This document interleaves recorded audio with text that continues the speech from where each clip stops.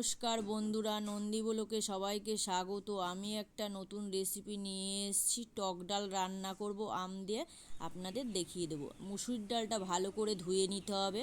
আমি ধুয়ে প্রেসার কুকারে ঢেলে দিলাম 150 গ্রাম মুসুরির ডাল। একটা সিটি দিয়ে নেব, পরিমাণ মতন জল দেবো, দিয়ে আমি বসিয়ে দেবো আগুনে।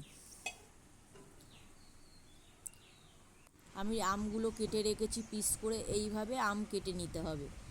আমি ওইদিকে গরম জল বসিয়ে দিয়েছি ডালের জন্যে। আমার ডালটা সিদ্ধ করা হয়ে গেছে। 1 চামচি হলুদ দিয়ে দেবো, নুন দিয়ে দেবো পরিমাণ মতন। ভালো করে ডাল ঘোটা দিয়ে ঘুটে নেব।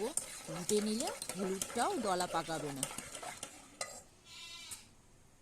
জল ঢেলে দেবো অল্প করে, দিয়ে একটু ঘুটে নেব। আমার ঘোটা হয়ে গেছে, ডালটা ভেঙে গেছে। এবার গরম জলে আমি ডালটা ঢেলে দেব। আমি আমগুলো পিস করে রেখেছি কেটে, সেগুলো দিয়ে দেব।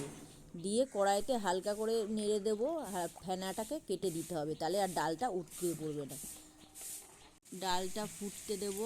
আমি একটা কড়াই বসিয়ে দিয়েছি ফোড়নের জন্যে। পরিমাণ মতন তেল দিয়ে দেব, আর শুকনো লঙ্কা দেব পরিমাণ মতন, যারা যেরকম খাবেন। শুকনো লঙ্কাগুলো গোটাই দেব, টক ডালে বেশি ঝাল লাগে না। আর দিয়ে দেবো কিছু সর্ষে ফোড়ন, দিয়ে ভালো করে নেড়ে চেড়ে দুটো দিয়ে দেবো তেজপাতা। আর ডালটার মধ্যে ফুটেই গেছে, ডালটার মধ্যে ঢেলে দেবো। আমার টক ডালটা হয়ে এসেছে। এইভাবে রান্না করবেন, দেখুন কি সুন্দর ফুটছে। আমগুলোও সিদ্ধ হয়ে গেছে। হালকা করে একটু চিনি দিয়ে দেবেন পরিমাণ মতন, যে যেরকম খাবেন। আমার হয়ে গেছে, আমি নামিয়ে নিয়েছি। ভালো লাগলে সাবস্ক্রাইব করে আমার পাশে থাকবেন। অবশ্যই কমেন্ট করে জানাবেন, লাইক করবেন, শেয়ার করবেন। আবার নতুন নতুন রেসিপি নিয়ে আসবো। ভাতের সঙ্গে টক ডাল আলু ভাজা জমে গেল মজা। চলেন খেয়ে নিই। ভাতটাকে টক ডাল দিয়ে দিলাম, দিয়ে মেখে আলু ভাজা দিয়ে খেয়ে দেখি।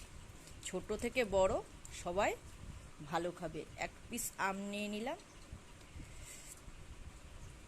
একটু আলু ভাজা দেবো, দিয়ে হেভি টেস্টি।